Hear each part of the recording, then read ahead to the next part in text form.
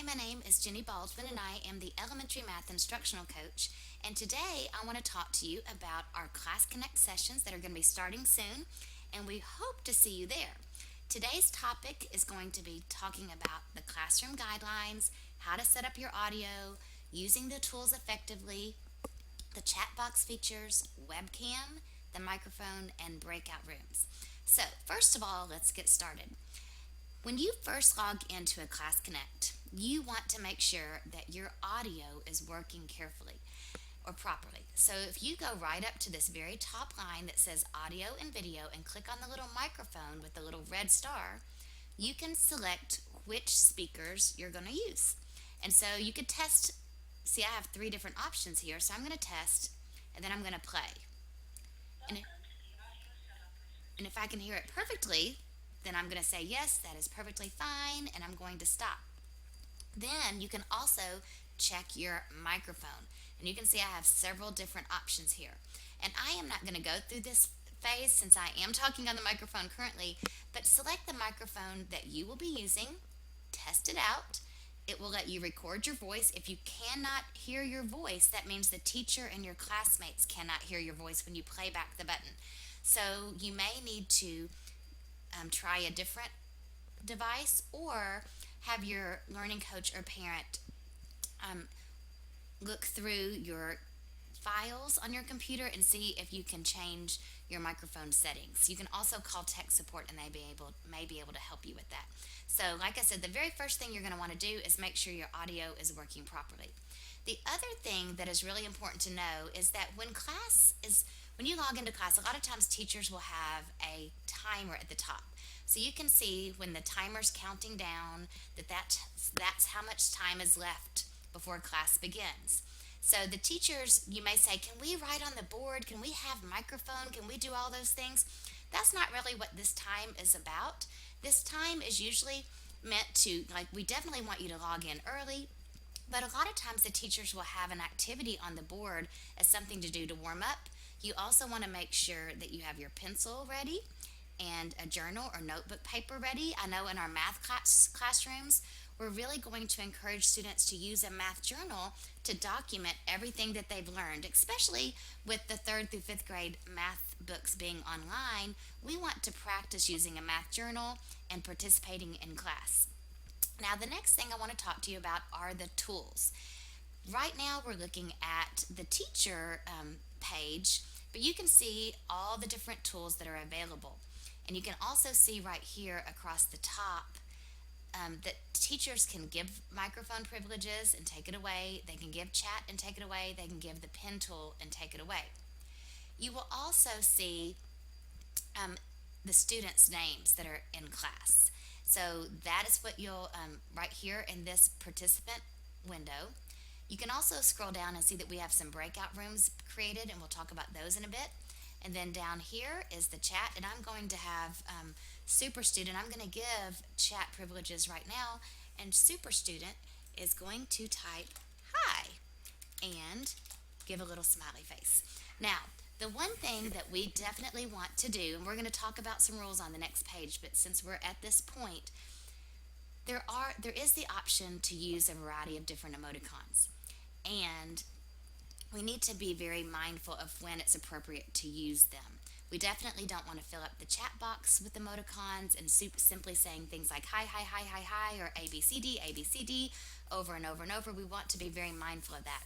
So use the emoticons and chat appropriately so that the teacher will be able to keep that feature on instead of turn it off. Now, at times the teacher's going to turn it off because she wants you to focus on the board instead of focusing over here in the chat section.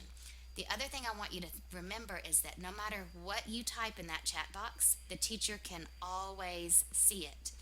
Even if you type a private message to a friend, the teacher can still see it. So always keep that in mind. So even when chat is off, she can read everything that you type, and even when you type a message to a friend, the teacher can see that message.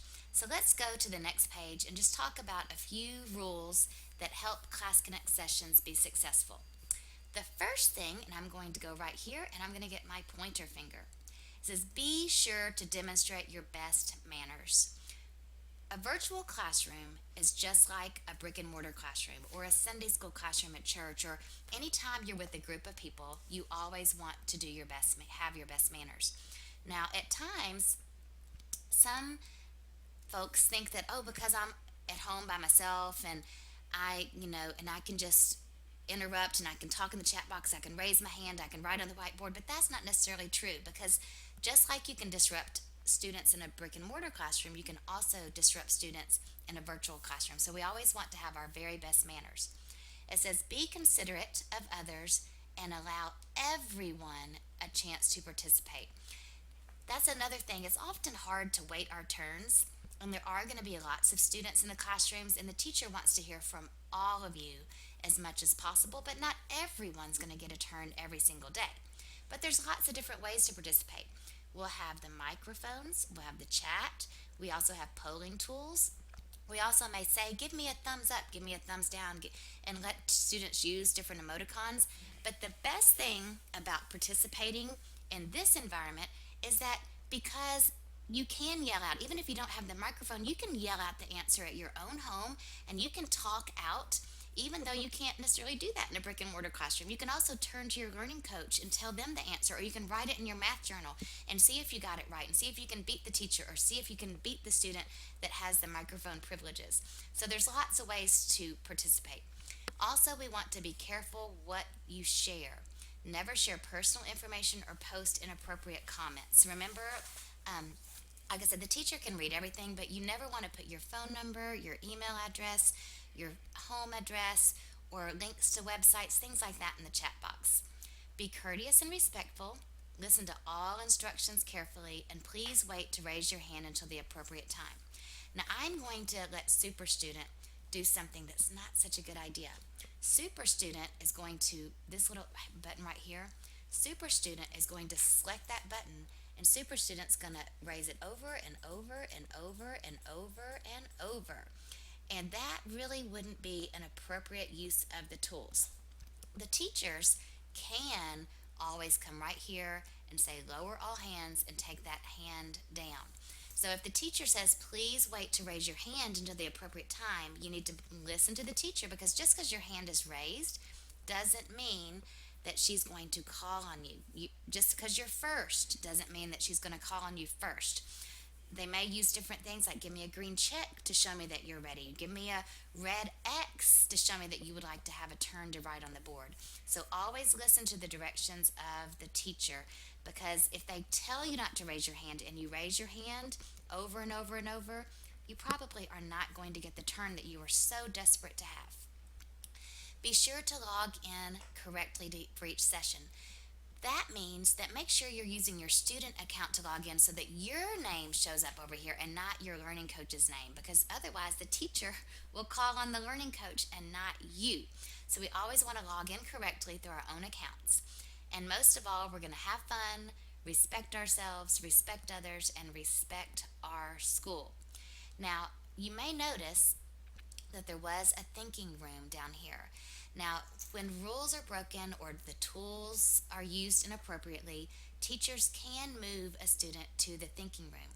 All they have to do is say, I'm going to send this child to the thinking room so they can think a little bit about what they need to reconsider. And then, of course, they can always go back down, and they can, see if you're ready to come back and ready to follow the rules, and they can return you to the main room. And I'm so glad that we hardly ever have to use that option, but unfortunately there have been times when students have not necessarily been considerate of others or demonstrated their best manners, and they had to really think about how that was affecting others in the classroom. So let's play around with some tools. First of all, this button right here is just a regular old pointer. You can see it's just the arrow key. So for instance, if the teacher had something on the board, like something covering an answer, or they wanted you to move something, you could use that arrow tool and move it to a different location. Sometimes there might be a matching game or some other sort of game, and so that is how you move pieces on the board. A lot of times teachers may say, let's just play a really simple game. This time I'm going to put a circle on the board. we'll say, okay, boys and girls, where do you think the mystery number could be? Is it behind the circle? Is it behind the square or rectangle? And they're like, use your pointer tool. So you might want to select your little sparkler and say, oh, I think it's behind the circle. Or you could point to the rectangle and say, I think it's behind the rectangle. And so you, they may say, use your pointer tool. That doesn't mean they want you to draw on the board. That means they want you to point to something on the board using one of these tools like this. And so this seems to be a really effective way for students to participate. I know a lot of teachers have even students look at the state of Georgia on the map, and they have it on the screen, and they say, where do you live? And then you get to see where all the different students live that are in the class with you. This right here is the pen tool, and you can change the color of the marker like this, and you can change the width of the letter or drawing that you have. So I'm going to draw some numbers on the board like this, and then I think I'm going to let super student, I'm going to give super student the pen tool, and I am going to let super student have a turn and draw something as well. But super student, even though they wrote the number 6 really nicely, they decided to start scribbling on the board. And people might say, well, oh no, who did that? Well, when the teacher clicks on something, it will say created by super student. So if you decide to write something inappropriate on the board, guess what? The teacher can figure out who wrote it on the board. So don't think that when a lot of kids have privileges and maybe the teacher says, oh, everyone use your pointer tool, and then one person decides that they're just going to go like this and draw on the board and point with their marker like that. The teacher, like I said, can always click on that and say, well, it looks like super student may need to go to the thinking room because they are not following the classroom rules. So definitely don't abuse the tools. The other thing that you might want to do at times is use the typing feature. I like, instead of the A with the lines, just the regular A. And you can type the numbers right on the board. And again, you can change the font size to something bigger, and you can change the ink color as well. And you can also change the style. There's not a ton of choices, but you can change the style. Again, here are the different shape tools. This one makes a shape without a filling. It's just the outline of a shape. And then if you ever need to draw a straight line, like maybe the teacher says, can you draw a hexagon that has 5 sides or 6 sides? You can say 1, 2, 3, 4, 5, 6, and you can easily draw a figure with 6 straight sides to make a hexagon. So those are the features you're going to use most often. Again, with any of those, you can change the color and change the width of the line. So I'm going to clear off our board, and let's talk about a few other things. Let's talk about these polling features. This is a great way to participate in class. Right here, we have the smiley face, the LOL, the applause, confusion, approval, disapproval, slower, faster, none. In class, a lot of times the teacher's going to say, give me a smiley face if you can hear my voice. And so super student here is going to give a smiley face, and you can see the smiley face appearing right by their name. Now the teacher say, do you guys understand? Give me a thumbs up if you approve, or if you agree, or you get it, or give me a thumbs down if you don't quite know for sure. Sometimes you may be really proud of a student for participating and saying the right answer, and you may give them an applause. So definitely use that feature throughout class. If you're confused, you can give the confused face. We don't want to abuse that, but it's a great way to participate. Right here says that you're away. So if you have to step away and go to the restroom, definitely mark that away button, because when a teacher's calling on you or asking you to use your polling tools and you don't give an answer, they're going to think that you're just not paying attention. And when you step away, you need to step away just for a minute and then come right back.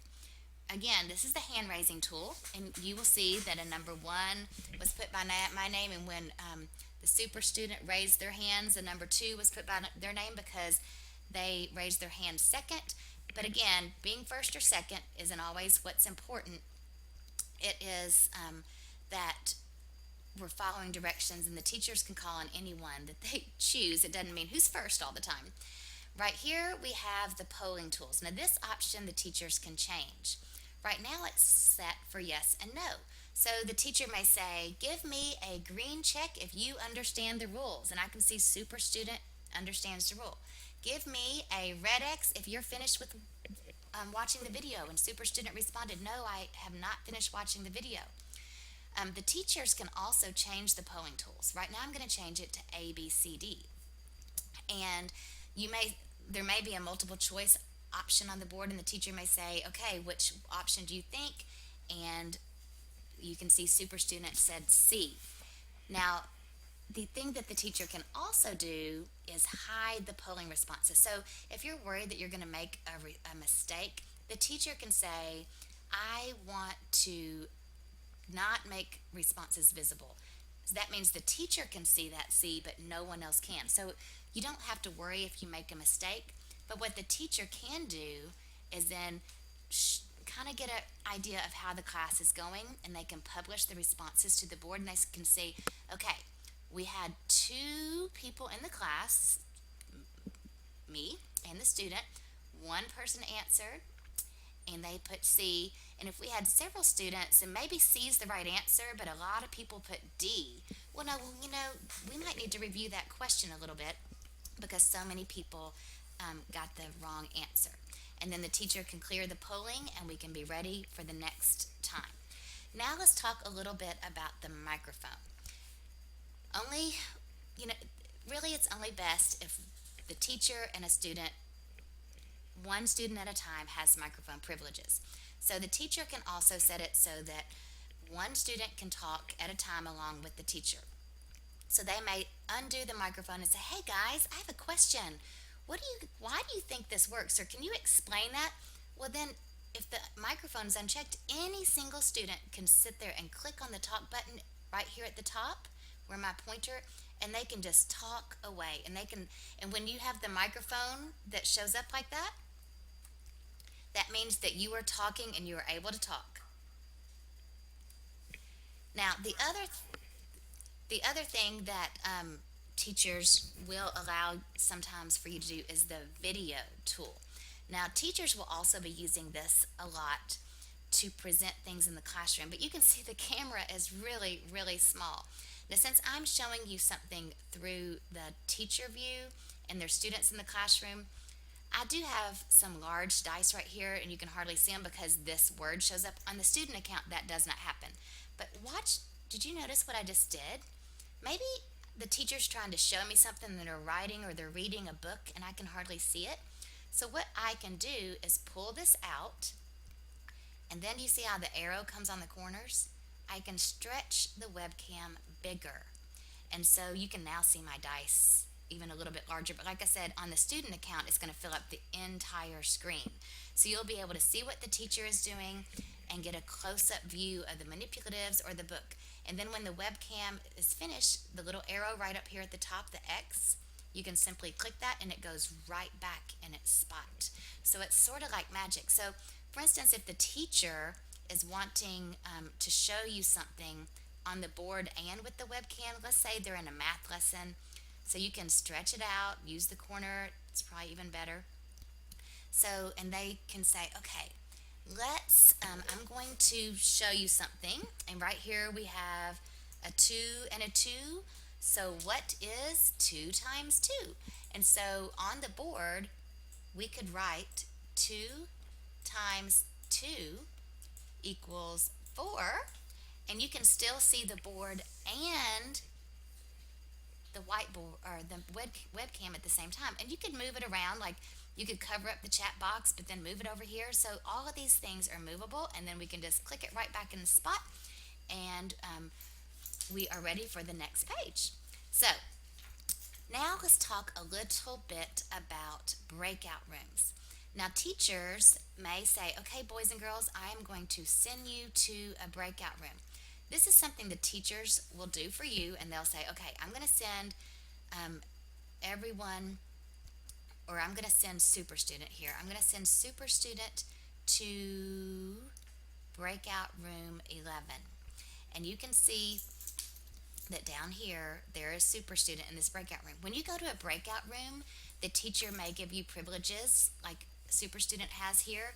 Um, Sometimes you're going to have a partner to work with, and you might need to talk on the microphone with your partner or work things out on the board with your partner. Sometimes you may have a room all by yourself, and the teacher wants you to show what you know and work out the problems, and they may want you to type your name at the top of the page. So, super student, if they're in that room, could type super student at the top of the page, and then they could work out the information on the page and whatever is required. And then the teacher, like I said, can then send everybody back to the main room to finish their work.